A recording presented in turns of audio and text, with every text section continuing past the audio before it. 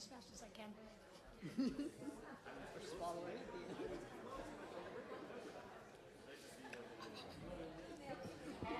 Well, good morning and welcome to Vision. I'm so glad you all are here.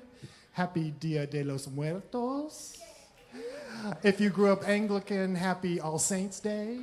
If you grew up Baptist like me, happy November 2nd. Yeah. Anyway, we're going to celebrate together today, so let's stand and celebrate being together.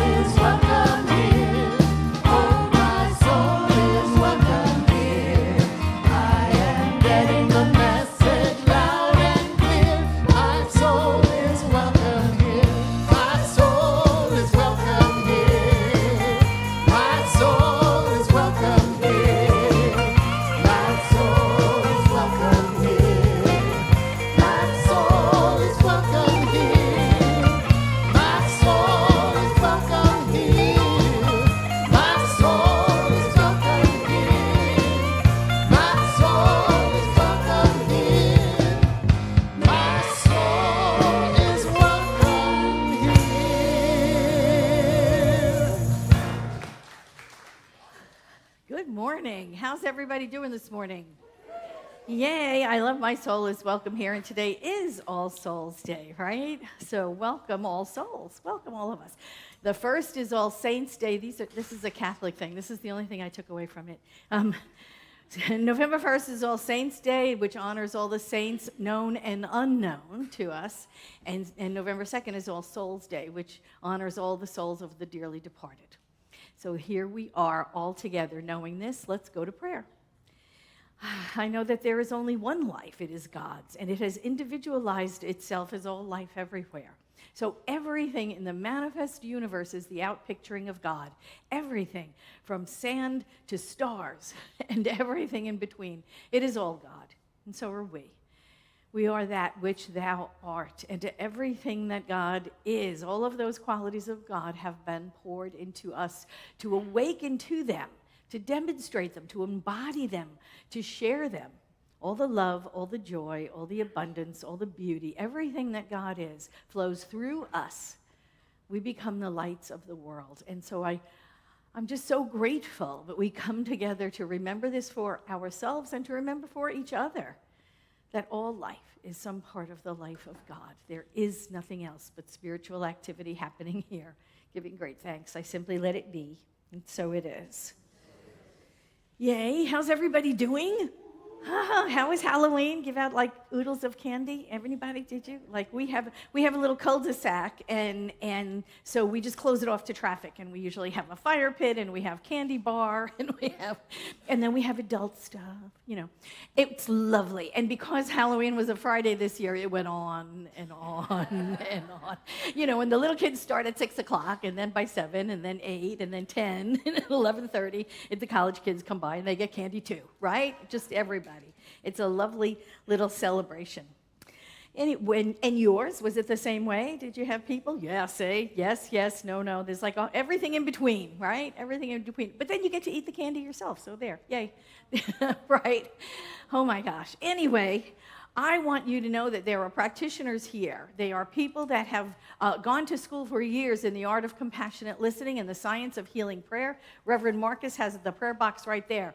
There's prayer request forms in your bulletin. Fill one out. You can get prayer over the phone if you leave your phone number on there. We'll call you. We'll leave a prayer on your answering machine. No, on your voicemail. Wow, that's a flashback. Anyway. Voicemail. We'll leave a prayer on your voicemail if you check the little box. However you would like to be prayed for, we are here to serve because we know without a doubt that prayer changes things. It absolutely does. It changes the conditions around us. So please do that. And at the end of the celebration, ministers and practitioners will be up here in the front of the room. Even if you can't see them online, I know my sister said that, but we can't see them online, but that's okay. They'll be up here and they'll be ready for one-on-one prayer with us. So please stay. Get prayer, then hospitality, get food, break bread together. We are just such a great community, aren't we? We just like a full-service community here. We've got it all happening. I love it. Anyway, practitioners, please raise your hand, and ministers, so you can be seen. Look around the room. Here they are. These are these wonderful souls that do the work of spirit just 24/7, all the time for us, and I love it. It is their calling to pray for us. So it is our calling to ask them to pray. See how that works? It's lovely. Just comes together so naturally. Okay, so do that at the end of celebration. We also have guest packets if you're visiting Vision, if you don't know enough about us. If I haven't said enough already, there is a little welcome packet, and in here tells you all about Vision. It tells you about Centers for Spiritual Living, the worldwide movement with which we are affiliated, and and it tells you about Ernest Holmes, who was the founder of this movement, who said, "We are surrounded by a power and presence in the universe. It responds to our predominant thought and out pictures accordingly." That was his ministry. And this is what we do with that philosophy. We transform lives through this practical spirituality. So grab a guest packet, even if you're not a guest, even if you're a member. Grab one, find out what's inside, share it with somebody that you know, and invite them to transform their lives as well. There's a lovely greeting on the front. We're going to say it together right now. You with me? Okay, let's do this thing. Whoever you are and wherever you are welcome here. You are safe and you are loved. You feel that? Feels good. Okay, turn to somebody and say, "Welcome to Vision. Glad you're here."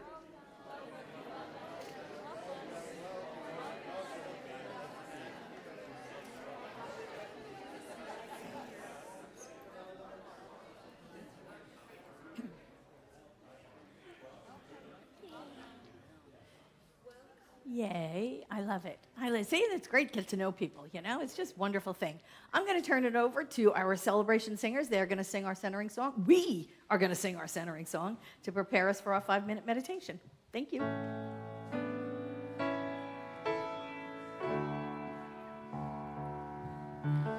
God's the love that I am.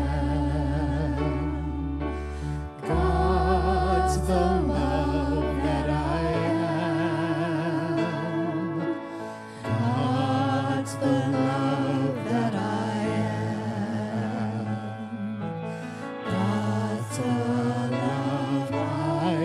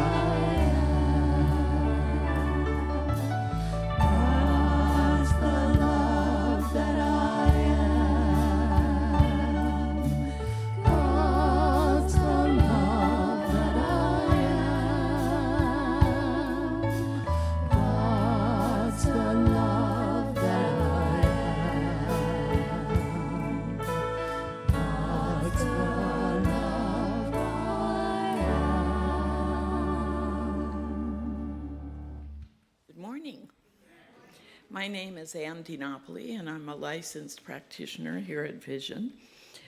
Take these quotes into your heart as you go into the 5-minute meditation. TK will ring the bowl. I love these 2 quotes today. The eye with which I see God is the same eye with which God sees me. That is Meister Eckhart. And the second quote is by our founder, Ernest Holmes. There's only one at the center of everything. If we can see that one and realize that God is right where we are, there would be no problems.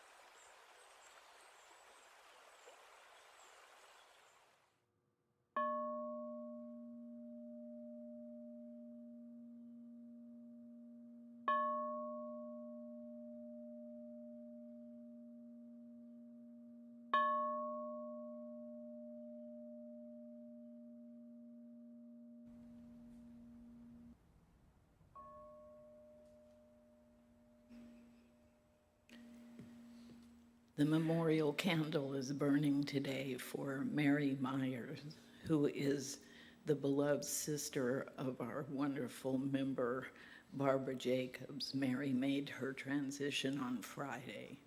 And I know, absolutely know, that there is no death.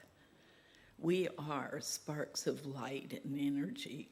I know that Mary is upward bound in that spiral of life. I know that the family is comforted knowing that she has become that eternal light and energy of all, that everyone who loved her, who she loved, is in that arena, that she is safe, that she is still alive, still growing and knowing. And I know that Barbara is comforted by that. And that is truth. And I know also that humanity is awakened to their own divinity, that humanity is being deprogrammed. There is no scarcity. We are enough.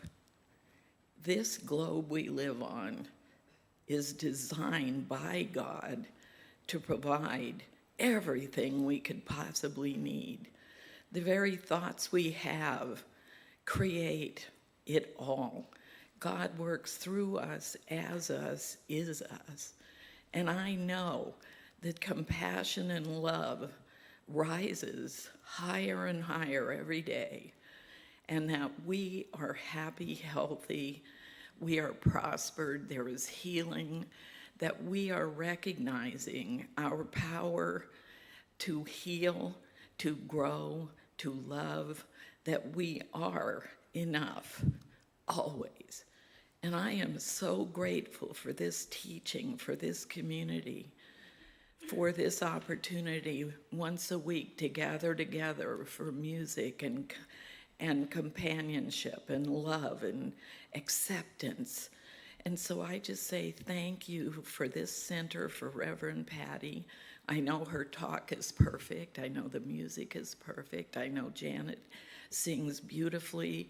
The technicians are absolutely wonderful. The food is great. So I just am so grateful for this. I'm grateful for the clarity that I see. And so I just say thank you, and so it is. So there. So there's a saying that goes that singing is praying twice. So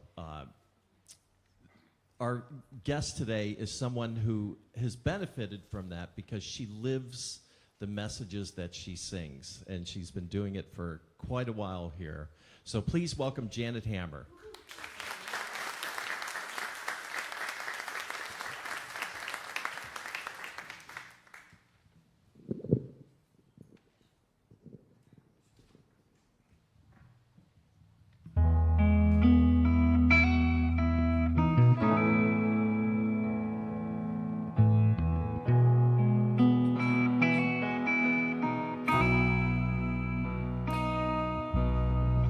Open my eyes to see Christ in you. Open my heart and let love flow through. Open my mind and my soul and spirit take control.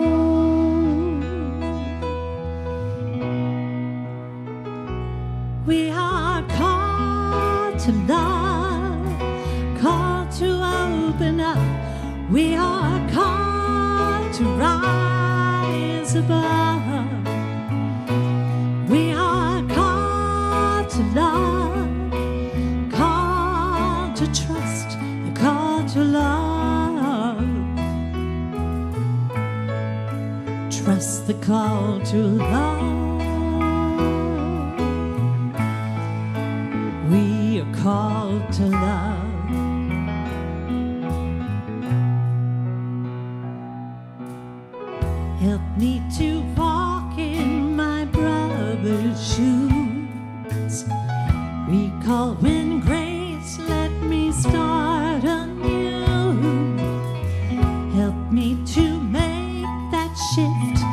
receive God's greatest gift.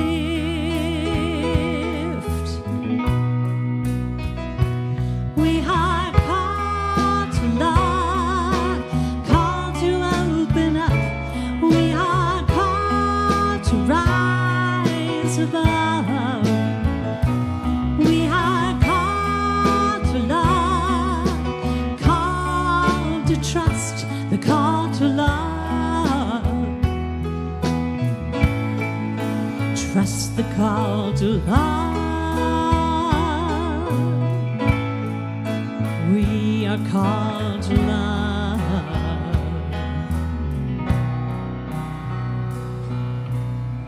Help me to see what I can't see. Help me to be who I can't be. Unless I lay my burden go, let me to breathe what I can give. Help me forgive and just let live. Help me hear you call me home.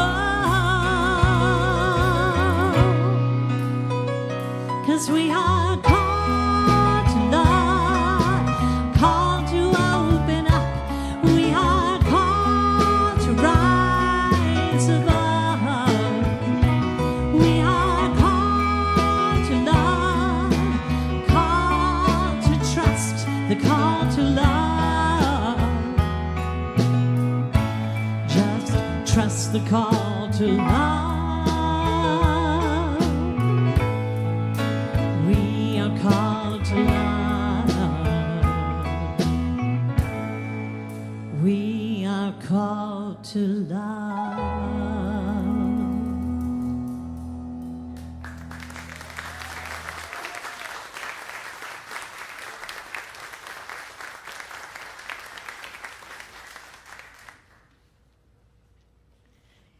I love that. We are called to love. And we have a new theme. It's November. We have a new theme. It is, you're going to love this. It is loving the unlikable. So we're going to have fun this month. But today's talk title is Seeing as God Sees. And I kept thinking about that. Boy, you know, did you ever have one of those mornings? Did you ever have one of those mornings where you wake up and you already feel defeated? And you're not even out of bed yet, right? You just open your eyes and you're like, oh, crap, I'm still alive. Feel like, you know, same thing, different day, right? And your feet haven't even hit the floor yet. Did you ever feel that mind-numbing stagnation that you think your life has become and that it's suffocating? Is this only me? Just am I the only one?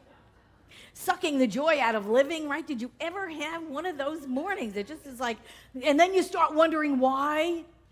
You start wondering why, because there has to be a reason, right? Why is this happening to me? I love that one. Who do you blame it on? Who do you blame it on, right? Why ask why? Why do we ask why? But we ask why. And that's why we ask why, isn't it? So we can blame it on something? We can find somebody, something, some external reason why we're miserable. We can assign blame to someone else other than ourselves, right?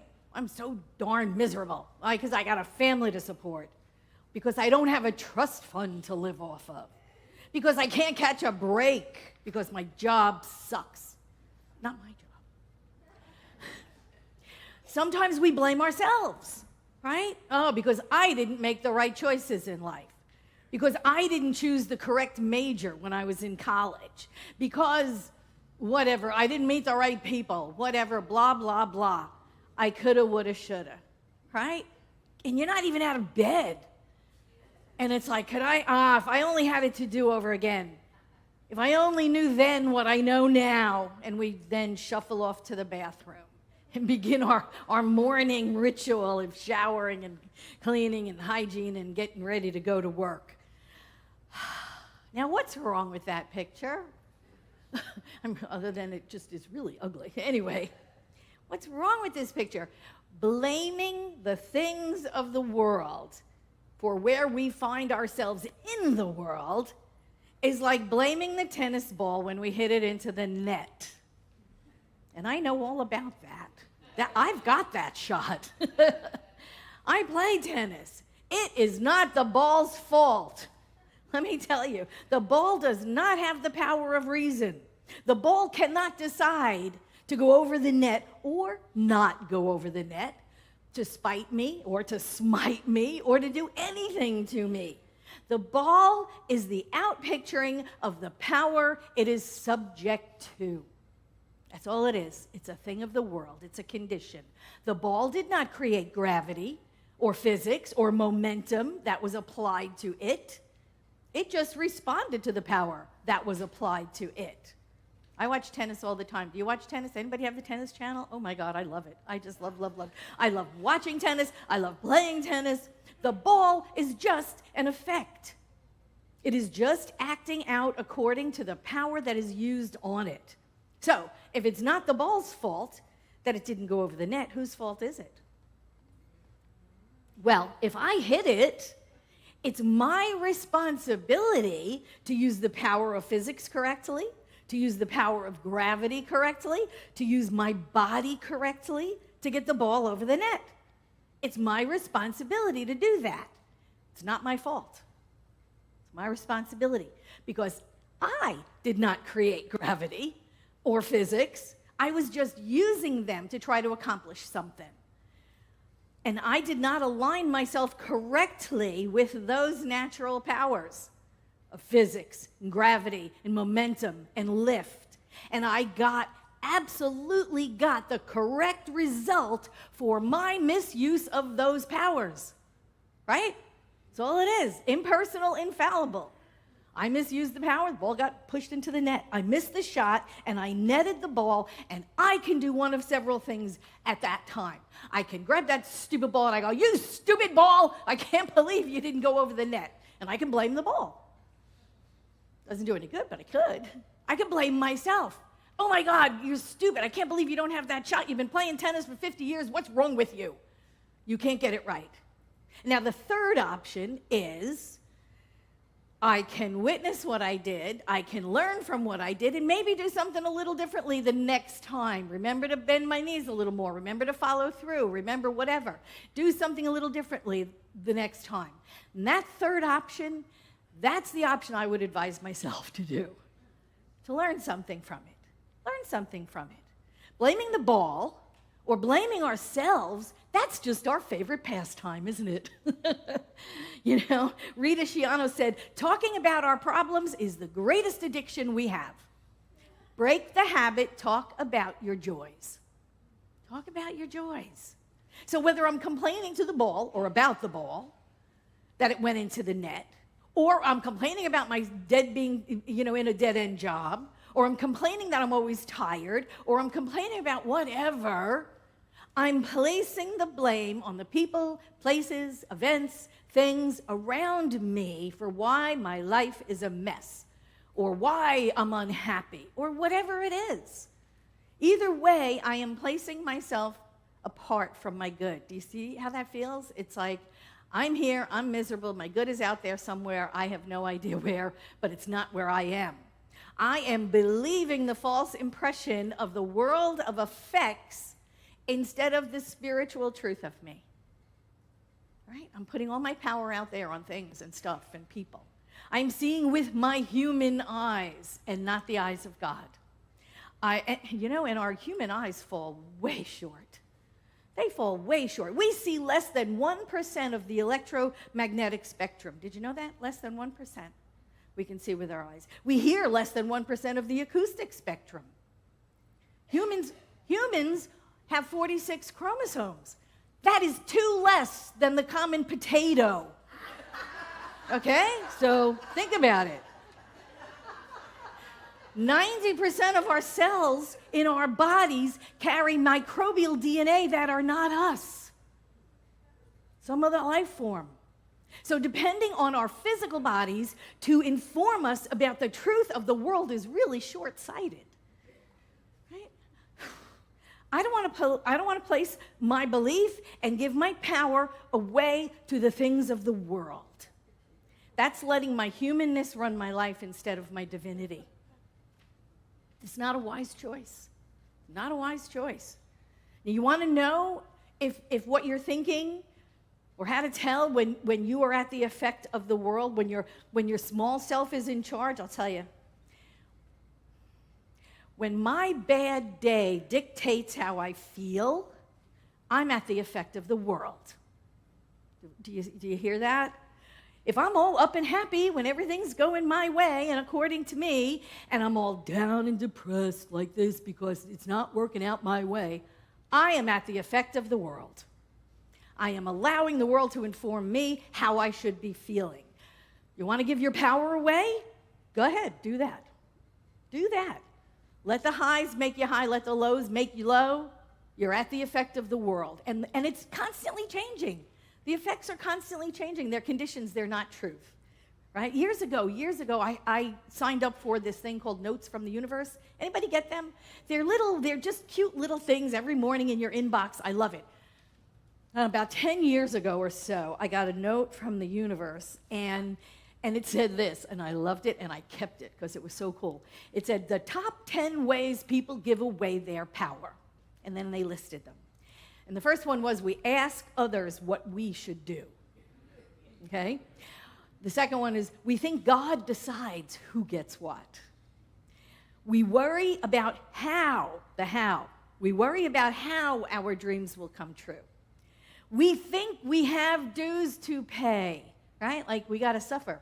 We got to suffer to get what we want. We attach ourselves to unimportant details, right? We get lost in the trees, right? You can't see the forest.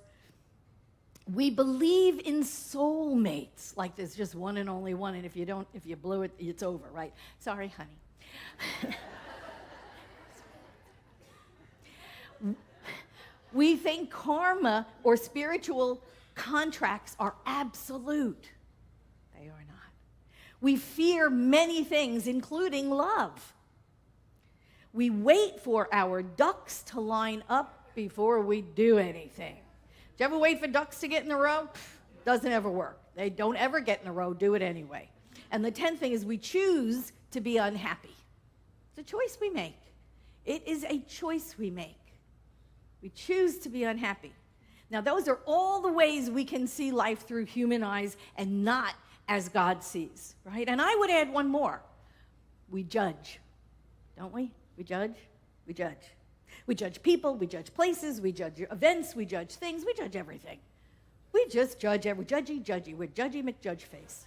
We just judge everything, right? And that's another way, actually, that we give away our power. It really is, by judging things. And here's the reason. When we judge, we are making the determination that things are not going according to us, right? Right? This is not the God's eye view. This is the us eye view. You know, like I say, we all want to work for God, but only as consultants, you know? We judge others as wrong because they don't think as we do, or they don't agree with us. We judge situations as bad because they don't unfold according to our idea of what's right. We judge things as wrong because they don't favor us, because they're just not going the way we think they ought to. Bottom line is, we don't have a clue. We just don't. You know, I say that, you know, we're on a need-to-know basis when it comes to spirituality. When it comes to God, we're on a need-to-know basis, and we very rarely need to know. We just don't, right? Sometimes things that we think of as the worst things that could have happened to us turn out to be the best thing that could have happened in retrospect. Have you ever had that experience, right? You're going through it, it's like, oh my God, this is horrible, this is terrible, I can't believe it, I'm not even going to live through it. 6 months later, you're looking at it in your rearview mirror going, oh God, that was the best thing that ever happened to me. Because if that didn't happen, I wouldn't be here where I am today, right? These things happen. And so we really don't have the God's eye view there to judge whether these things, these conditions that are happening, are they good, are they bad, blah, blah, blah, right? You know, so we blame others. It's their fault. It's my boss's fault. He fired me. Best thing that ever happened 6 months later. But when it happens, you feel awful, right? So you blame other people. You blame other things. We blame others. Totally, just others, right? Then we don't know who is us and who is them, because there is no us and them. There is no us and them. There's only one mind. And even if we don't believe that, it's still truth. There is only one. There is only one. There's only one. And if we really, really got that, it's like we'd all just play together. We would all get along well together. Jonathan Swift said, "We have just enough religion to make us hate, but not enough to make us love one another." Right? So that's what we're here to do. We're the antidote to that, that out there. We're the ones that just love one another. We have to get over that desire to sort people into us's and them's. And we have to remember, there's just one life, it's God's. One mind, it's God's. One race, it's human. That's really all that there is. And when we hold someone as wrong or bad or other, we are judging. We're judging their life. And Ernest Holmes said this. He was paraphrasing the Bible, and you'll know the passage. He said, "If you lay your gift on the altar and begin to pray, remember you have something against your brother, you might as well take up your forward quarter of lamb and go home and make a stew of it, because it isn't acceptable to God." Now, he was paraphrasing. You know what part of the Bible that was, right? And he said, those weren't the exact words in the Bible, but why? It's because we cannot enter peace when we are in a state of confusion. It cannot be done. Right? What Ernest Holmes was saying was that we cannot hope to have our prayers answered when we're holding stuff against other people, when we're condemning other people, when we've got thoughts of condemnation against our brothers and sisters. God fails to hear the prayers of one who does not love. God is love. That's it. God is love. And if we are not loving, if we're not approaching our spiritual practice in a loving manner, it's like we're on two different channels. It's up to us to stand in the truth of our being and shout from the rooftops, "I am love. I am love." Because that's what we are. We're an outpicturing of the divine. That's all we are. We're an outpicturing of the divine. We're an activity of spirit. We are love. God is love, then we're that as well. Right? We cannot hold anything against others and claim our good at the same time. It just doesn't work that way. We must be the good we desire and hold for whatever good that is good for me, it's good for all. It's good for all. That's it. If we want to see as God sees, we must refrain from judging others as unacceptable in the eyes of God, in our judgment and condemnation. There's a old story, and I don't know where it came from. I'll research it for you. But there's an old story about a man who stands on a mountaintop, and he says to God, "God, I am here. Fill me with your light and love." And God answers and says, "I am always filling you with my light and love. You're leaking."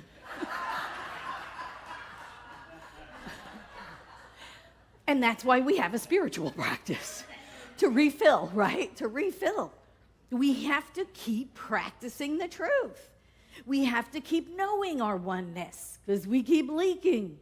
We must continue to go for what we would want, what we want to see the world be. We have to keep going for that and not for what we're afraid is going to happen. When we get stuck in the "I'm afraid of what's going to happen," then it's all the negativity, and all the universe can say is yes. And who wants that? We have to continue to believe and to move toward what we want, not what we're afraid of happening. Seeing as God sees, knows this. This is what we're moving toward. We are all spirit. We are all equal. And there's a series of private lessons Ernest Holmes gave in 1918, 1920, and he said this: "Right here is the mind that everything came from, the substance, and it is the stuff out of which everything came. Songs, inventions, anything and everything. It is right here. It came forth into expression by intelligence and nothing else. Do not limit this thing. Grow big inside of it. Get over your little thoughts, your little concepts, and comprehend more. Conceive of more than what it currently is. Say it, feel it inside, and know it." I love that passage. Grow big inside of it. Grow big inside of it. Get over the little thoughts, the little concepts, and comprehend more. Seeing as God sees demands that we give up our small, comfortable life with our small, comfortable illusions of safety and security, and we stand in the eternal truth. We stand and say, I am love. That's all I am. That's all. That's it. That's all I am. We love without limits. We practice forgiveness as soon as we realize we've been judging and condemning. Go into the practice of forgiveness so that we see all life as some part of the life of God's. That is seeing as God sees. Thank you.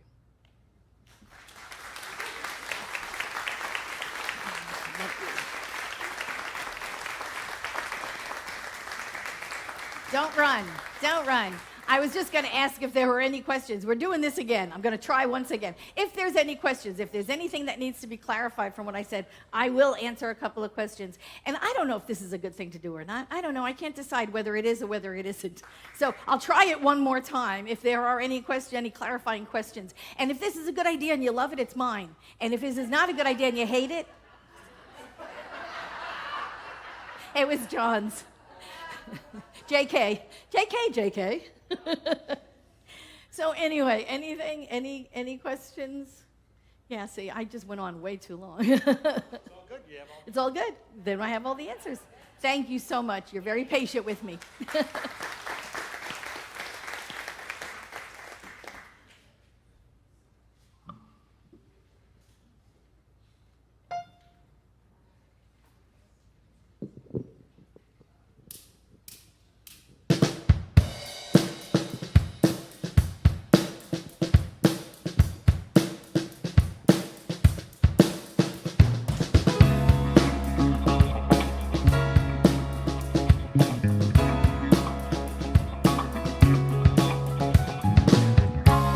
There's a time for love and a time for healing. We can't go back and undo what's been done.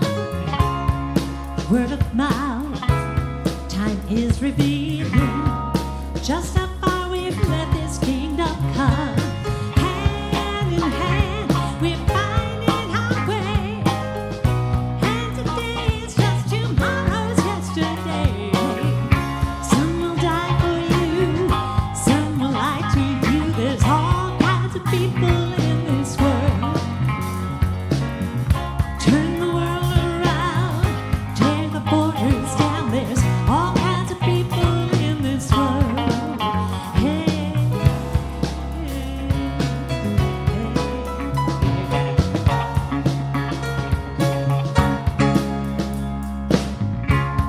the kiss of life and the hand of fate.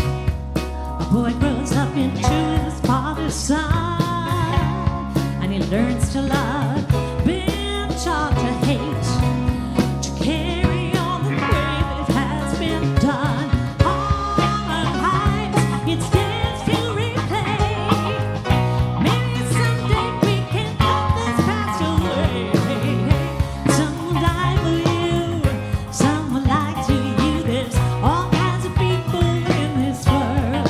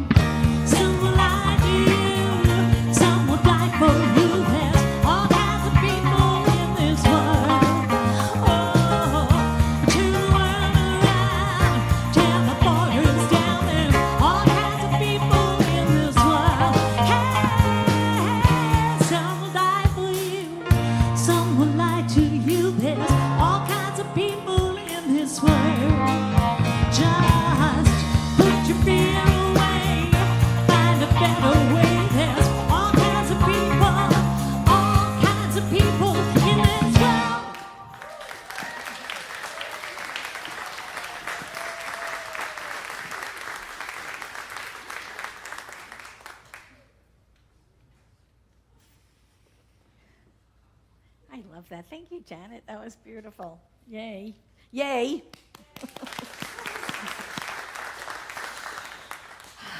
Now is our time for our conscious circulation. This is where we give back and we accept and we give and we stay in the flow of abundance, of spirit's abundance, which is infinite. So let's pray.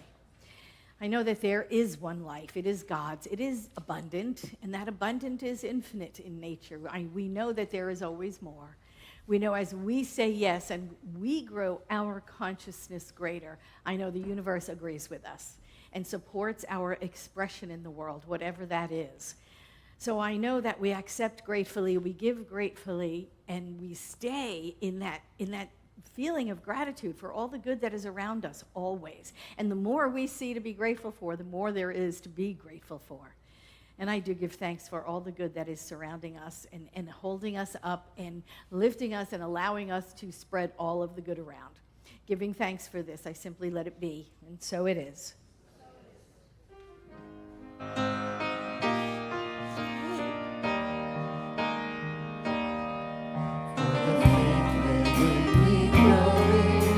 Abundance overflowing to the one who is all-knowing. I give thanks for the storms that we have weathered, for the good that lives forever. Let us harvest it together and give thanks for the seeds that God has sown, for the consciousness we grow, for the power that we own.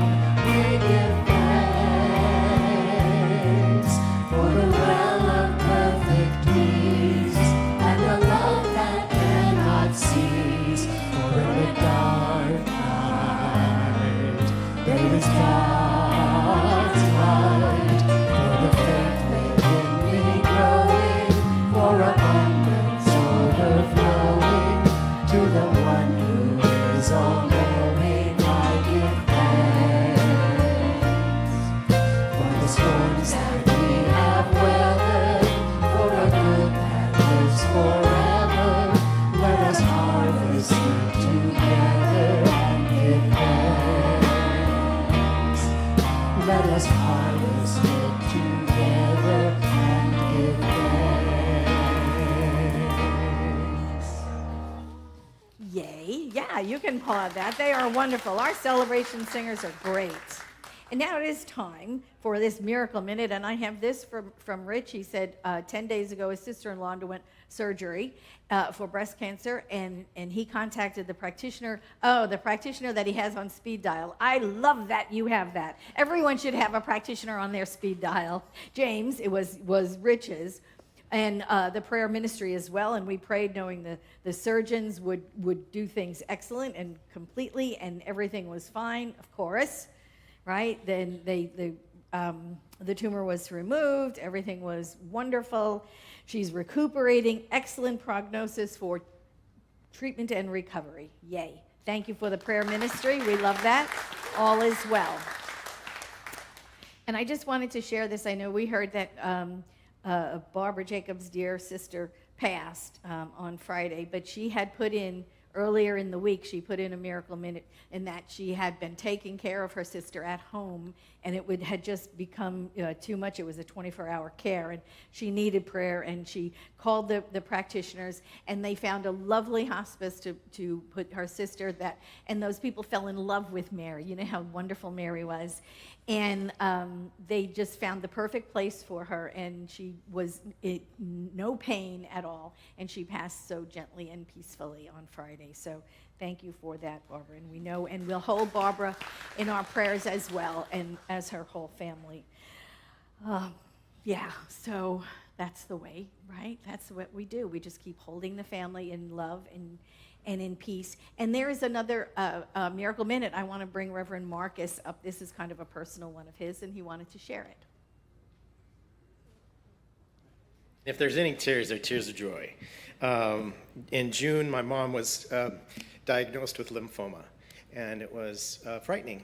First thing that we did was go to prayer and sent prayers out to the prayer practitioners. Mom says so many have been lifting us up, and we thank God for each one. Just to let you know, the oncologist had to tell us this morning, this was 4 days ago, she showed us the PET scan from last June when the cancer was discovered, and the PET scan showed from last week.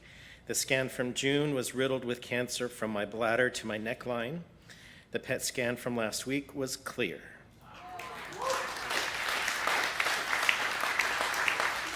Not a spot to be seen. Thank you for your continued prayers these past months. I will continue to complete the chemo through November unless something changes. And we know prayer works. Thank you so much.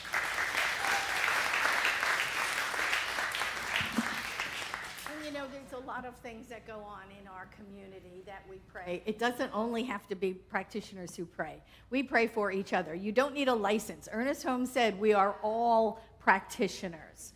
We are all practitioners. Some of us get licensed. That's okay. But we are all practitioners. We pray for each other. And so I just wanted to let you know, Betty had her surgery on her knee, and she's fine. She's in rehab. It all went well and perfect. Cindy had her knee surgery, and she's at home already. And prayer works. Prayer changes things. And so we continue to pray for the dear ones in this community. And if you are looking at a surgery or a procedure or something, put in that prayer request. Let us know so that we can get you all prayed up in and through and after the procedure.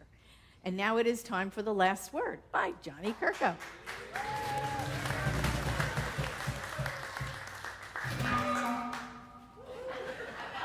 Hello, everyone. So I just wanted to recognize when Marcus said, what is the first thing he said he did? He went to prayer. I love that. I love that, and I believe in that. And thank you, Marcus, for teaching and showing and working that. Hello, everybody online. We continue our meet and greet. Right after our celebration, we've got a practitioner available for one-on-one prayer.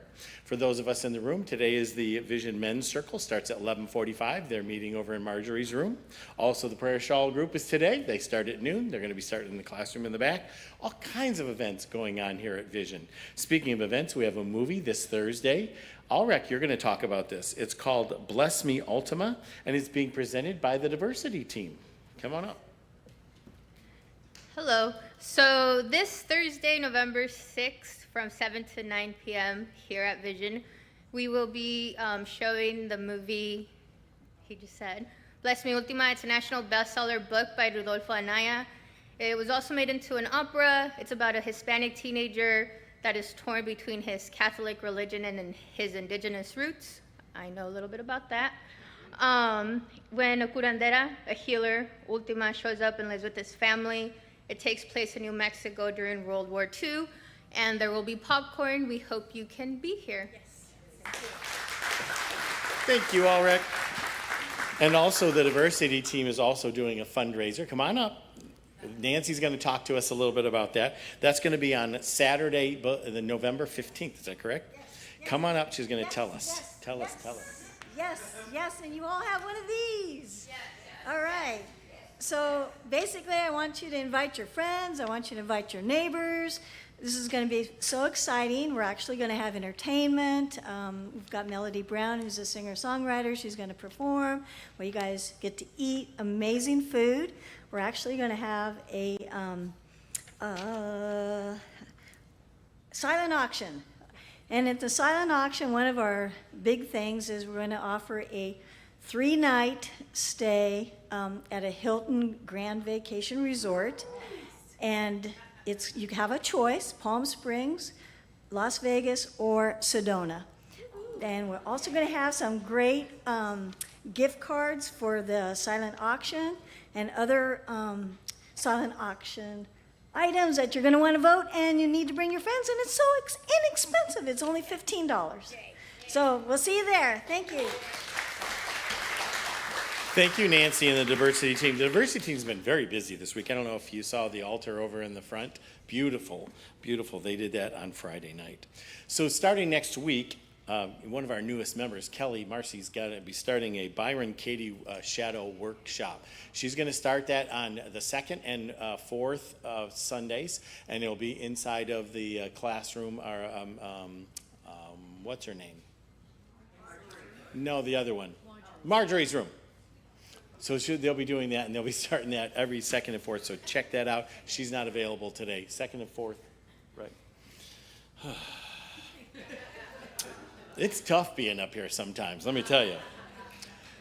James, we got a class that's starting up that Hummingbird is doing, is it correct? Yes, Dr. Dixon is doing a transformative chakra workshop. It's not this tomorrow, but it's a Monday after, next Monday, from 6:30 to 8 p.m.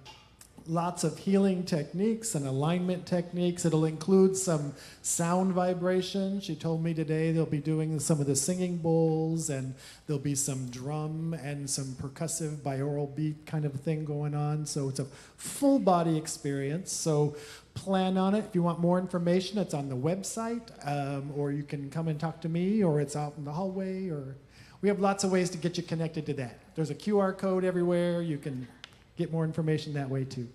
Thank you, James.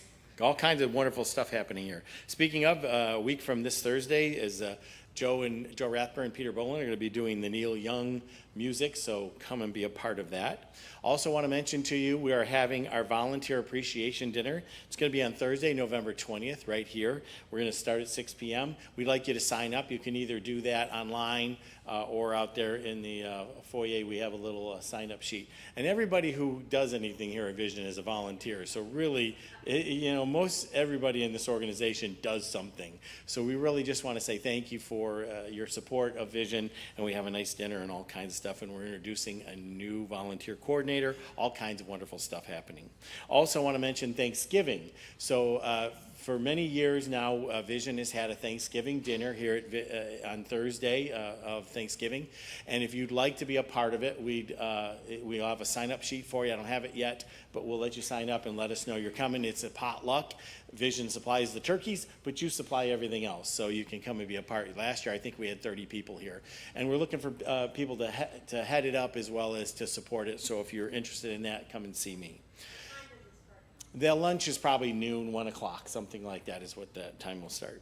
Adopt-A-Bill is back. The Adopt-A-Bill program is the Adopt-A-Bill character bill is over there across from the kitchen. If you'd like to donate and support the program, you take a sticky, go over and see Paul, and you can donate to any of the different programs that we have here. The gas bill, the electric bill, rent. It's a lot of money for rent here, so you can take a piece of the rent. You can do anything you want, so helping support us. Thank you, everybody who's already done that. We'll continue working with the Adopt-A-Bill. Reverend Marcus is continuing his morning discussions. He starts those at 8:15, and he goes to about 9:15 every Sunday. And next week, Reverend Patti will be back. Her talk title is Being Grateful in ... And we have Joe Rathburn with the house band who's going to be here with us, so we're looking forward to that. And today is the first week of the month of November. If your birthday is this month, please stand up. Happy birthday to you. Happy birthday to you. Happy birthday to you. Yay! It's a cute little turkey. A turkey, it's chocolate, of course. For Thanksgiving, it has to be rich chocolate for Thanksgiving. And I have something to be thankful for, that I did find my soulmate. Aww. That's just so sweet.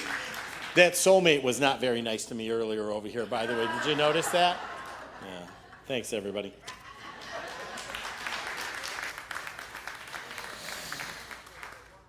Holy moly. Anyway, it is time to stand up. I'd love to invite the practitioners and ministers to the front of the room. The rest of us are going to stand up, and we are going to say our affirmations. We're going to be ready for prayer, and we still sing peace songs. I just wanted to let everybody know, I am so grateful to James Vandenberg, who picks a different peace song, and he's created some for us because it's been going on since the war broke out in Ukraine, and we will continue to insist that we know peace until peace breaks out. And that's why we still keep singing a song of peace, whichever one it is, every week. Thank you, James, for bringing that to us. Okay, we ready with our affirmations? Oh, I love these. These are wonderful. Let's do it together. Like the leaves of autumn, I release what no longer serves me and make space for new beginnings. I am peaceful with the perfect peace of God.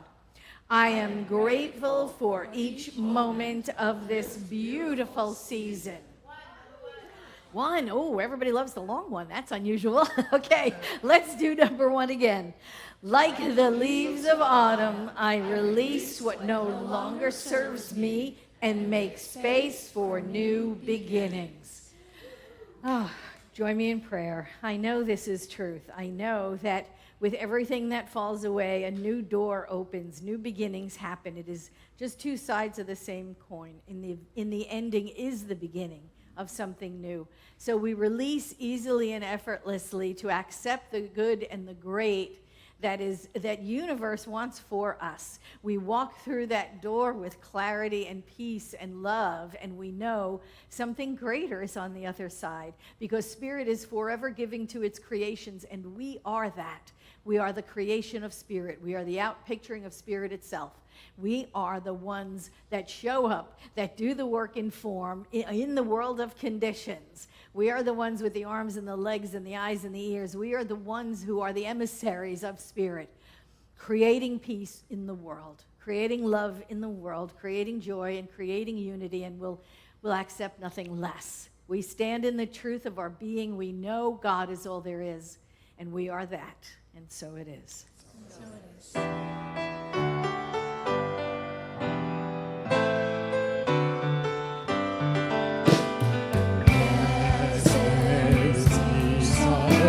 And blessed be